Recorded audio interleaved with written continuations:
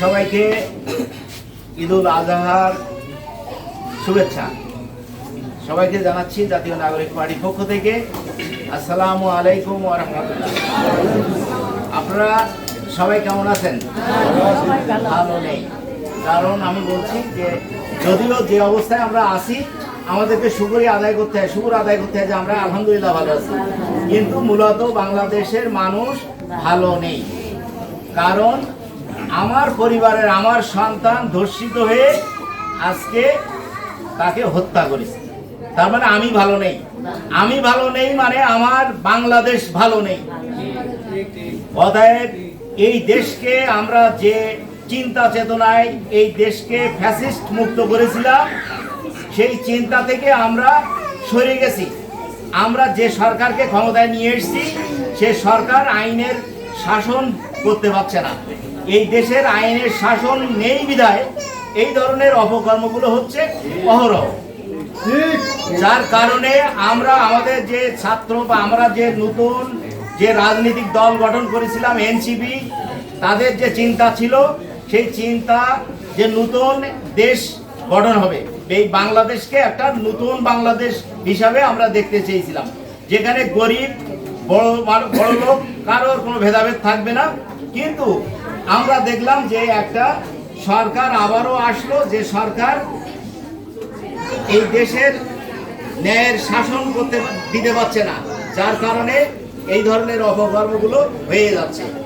তো বেশি দীর্ঘায়িত করব না, আমি বলতে চাই দেশের প্রয়োজনে, দেশের স্বার্থে, যেমন 24-এ আপনারা রাস্তায় নেমে এসেছিলেন, আবারও যদি এরকম দেশের স্বার্থে যদি মাঠে নামা লাগে, আমি তখন আহ্বান করব আমাদের দেশের স্বার্থে, আমার কোনো স্বার্থে আমি আবেদন করব না, আপনাদের বলবো না যে আমার স্বার্থে আপনারা মাঠে আসেন। দেশের স্বার্থে যদি কখনো আবার মাঠে আসা লাগে, আপনারা আমাদের সহযোগিতা করবেন। সহযোগিতা করবেন কি না করবেন জানি না, কিন্তু আমাদের জন্য দোয়া করবেন। দোয়ার উপরে আর কোনো কিছু নেই। আপনারা জাতীয় নাগরিক পার্টির পক্ষে দোয়া করবেন। জাতীয় নাগরিক পার্টি যে চেতনা নিয়ে এই দেশে এগিয়ে যাচ্ছে, তারা যাতে অচিরেই এই বাংলাদেশকে একটা নতুন বাংলাদেশ বিনির্মাণে এগিয়ে যেতে পারে, সেই জন্য দোয়া প্রার্থী আপনাদের কাছে। কি দোয়া করতে পারবেন? ইনশাআল্লাহ দোয়া করবেন, আমাদের জন্য সুস্বাস্থ্যতা কামনা করবেন। আর আমিও দোয়া করি আপনারাও সুস্থ থাকেন, ভালো থাকবেন, চিন্তা চেতনা রাখবেন দেশের স্বার্থে, নিজের স্বার্থে না, দেশের স্বার্থে। দেশের স্বার্থে যখনই প্রয়োজন হবে আপনারা কথা বলবেন, এবং আপনাদের নেতৃত্ব যারা দেবে, যেটা ভালো মনে করবেন আপনারা চলে আসবেন তাদের ডাকে। আজকে আমি যেটা বলতে চাই যে আমার চাওয়া পাওয়ার কিছুই নেই। আমাদের মানুষ, আমাদের মতো মানুষ যারা যে জেলায় বা যে ডিস্ট্রিক্টে নেতৃত্ব দেবে, মনে করবেন নিশ্চয়ই ভালো কিছু হবে। কারণ হচ্ছে আমি কোথা থেকে অনুদান নিয়ে এসে আপনাদের সাথে দাঁড়াচ্ছি না বা আপনাদের পাশে দাঁড়াচ্ছি না।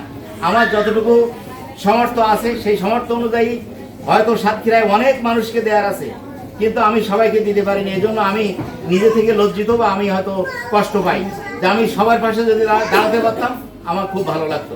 কিন্তু আমার পারগতা অনুযায়ী যতটুকু আমি পেরেছি, আপনাদের আগামী ঈদকে সামনে রেখে সবার সাথে একটু ঈদের আনন্দ ভাগাভাগি করার জন্য একটু প্রয়াস, একটু চেষ্টা।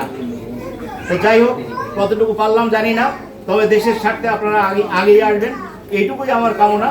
এই বলে আমার সংক্ষিপ্ত বক্তব্য শেষ করলাম। সবাই ভালো থাকবেন, সুস্থ থাকবেন। আল্লাহ হাফেজ। আসসালামু আলাইকুম।